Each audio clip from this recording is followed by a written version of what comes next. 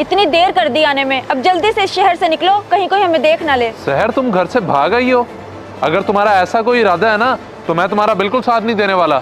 चलो तुम्हें घर छोड़ के आऊं। देखो मैंने बिल्कुल सही फैसला लिया है, अब वो हमारे रिश्ते के लिए किसी सूरत नहीं मानेंगे, इसीलिए मैंने ये कदम उठाया है। मगर मैं तुम्हारे इस फैसले के हक में हरगिज नहीं हूँ, बल्कि तुम फिक्र ना करो, मैं तुम्हारे अब्बू से खुद चल के बात करता हूँ।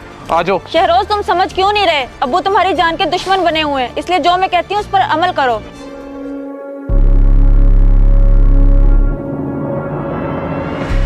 है ये लड़की? ये कहीं अजीज अंकल की बेटी तो नहीं?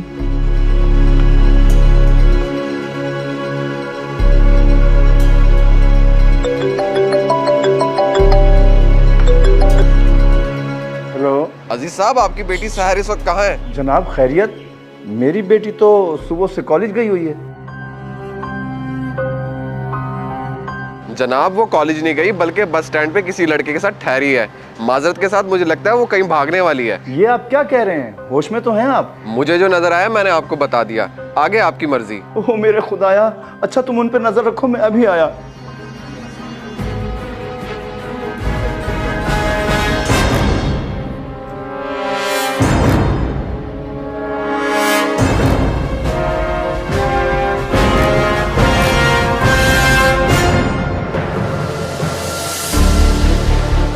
कहाँ गई?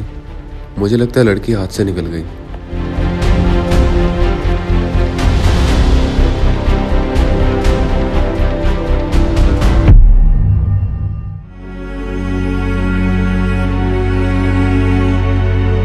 अजीज भाई,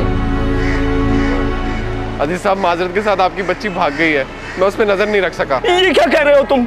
नजर नहीं रख सके? ओह मेरे खुदाया, अब क्या होगा? जब मैं आपसे कॉल पे बात कर रहा था वो उसी दौरान भाग गए।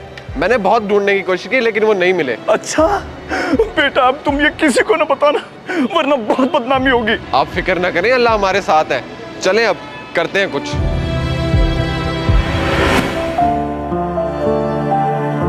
जनाब, बहुत बहुत मुबारक हो आपको निकाह की। अल्लाह आपका रिश्ता हमेशा कायम रखे। आमीन। मौलवी साहब, आप बैठते, मैं आपका मुंह मीठा करवाता। बैठने का टाइम तो नहीं है जनाब, जो आपने मिठाई हमें खिलानी थी वो वैसे दे दें। जी जी, क्यों नहीं। बहुत शुक्रिया जनाब।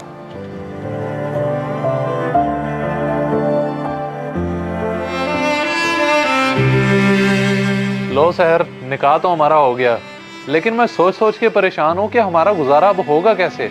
आप अल्लाह का शुक्र अदा करें कि हमारा निकाह हो गया, और कैसे गुजारा नहीं होगा। तुम खुद ही देख लो, ये मकान हमने किराए पे लिया है और अभी मौलवी को निकाह की फीस भी दी है। नौकरी मेरी कोई है नहीं, आगे गुजारा कैसे होगा। पैसों की क्यों फिक्र करते हैं आप, और नौकरी भी हो ही जाएगी।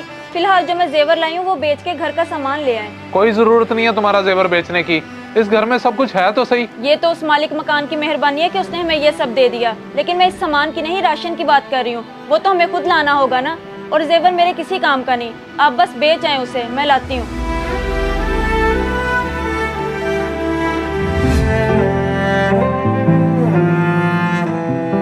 साहब, यूं रोने धोने से कुछ नहीं होगा।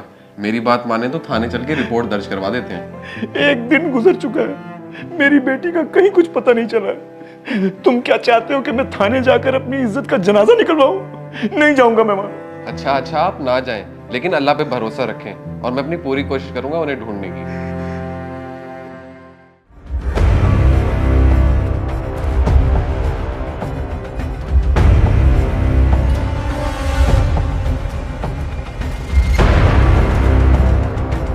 वही निकाल दे जो भी है तेरे पास। देख रहे हाथ में क्या है मेरे?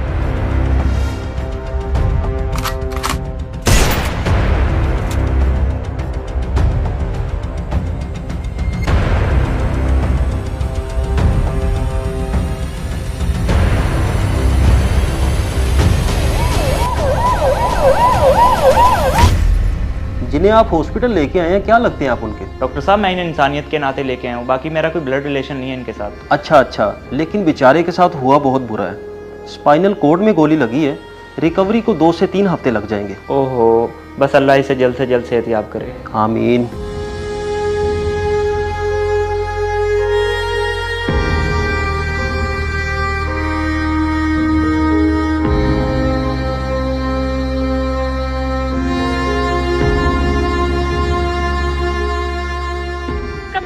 नंबर इस वक्त बंद है, बराए मेहरबानी कुछ देर बाद कोशिश।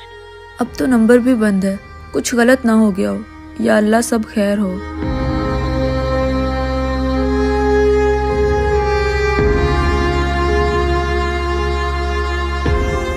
अब तो 2 दिन हो गए हैं लेकिन उनका कुछ पता नहीं है।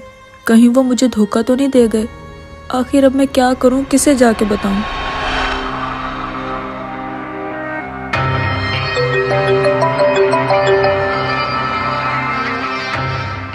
अब्बू मैं आपकी बेटी सहर बात कर रही हूँ। सहर बेटी, तुम कहाँ चली गई हो अपने बाप को दुख देकर?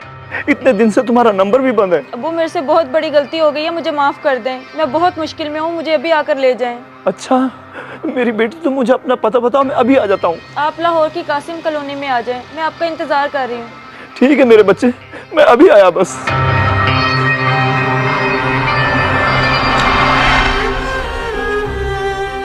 अब्बू मुझे माफ कर दें, मैंने आपकी इजाजत के बगैर इतना बड़ा कदम उठाया जिसकी मुझे ये सजा मिली है। बेटा तुम्हें एहसास हो गया, मेरे लिए इतना ही काफी है। लेकिन मुझे बताओ वो बदबख्त गया कहाँ? अब्बू उसने मुझे धोखा दिया है, मेरा सारा जेवर लेकर चला गया और मुड़ के पूछा भी नहीं। बेटा कोई बात नहीं, शुक्र है तुम तो सही सलामत हो ना। उठो अब अपना सामान लो ताकि हम अपने घर चलें।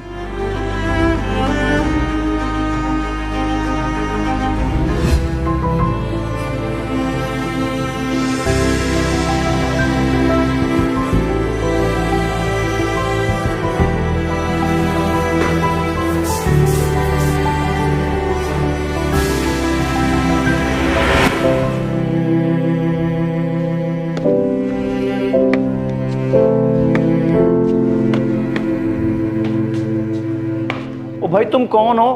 मेरे घर में क्यों घुसे चले आ रहे हो? मैं अपनी बीवी से मिलने आया हूँ। सहर, सहर, कहाँ हो तुम? अच्छा तो वो तुम हो जिसने मेरी इज्जत को मिट्टी में रोल दिया है? नहीं नहीं जनाब, मैंने आपकी इज्जत को मिट्टी में नहीं रोला। मैंने तो शरई तरीके से उससे निकाह किया है। लेकिन ये सब तूने मेरी मर्जी के खिलाफ किया है। अब अगर आ ही गया तो चल मेरी बच्ची को तलाक दे।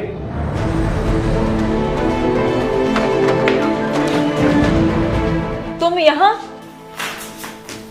शर्म आनी चाहिए तुम्हें, जो तुम मुझे वहां अकेला छोड़कर चले गए। दे अब तू इसे तलाक।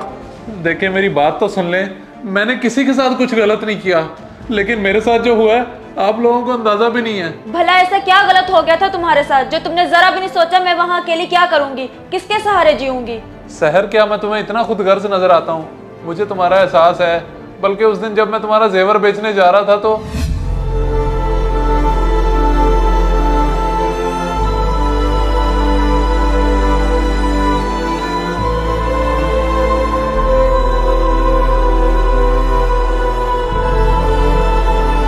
फिर मैं अस्पताल बेबस पड़ा रह गया, लेकिन किसी ने मेरा हाल नहीं पूछा।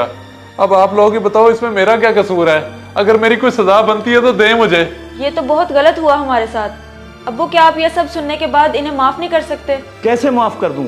जितनी बड़ी गलती इसने की है उसकी माफी किसी सूरत मुमकिन नहीं है। वो गलती इनकी नहीं मेरी थी, तो फिर मुझे सजा दें क्योंकि मैंने इन्हें मजबूर किया था। ये देखें मेरे आपके सामने हाथ जुड़े हैं, अगर हो सके तो हम दोनों को माफ कर दें। अब्बू ये देखें मेरे भी हाथ जुड़े हैं, और गलतियां बच्चों से ही तो होती हैं, फिर माँ बाप ही उन्हें माफ करते हैं। बेटा मैं इतना भी संग दिल नहीं हूँ जितना तुमने मुझे समझ लिया है। मैंने तुम दोनों को माफ किया। इस वीडियो को सदका जारिया समझकर जरूर शेयर करें। हो सकता है आपका एक शेयर किसी की जिंदगी बदल दे।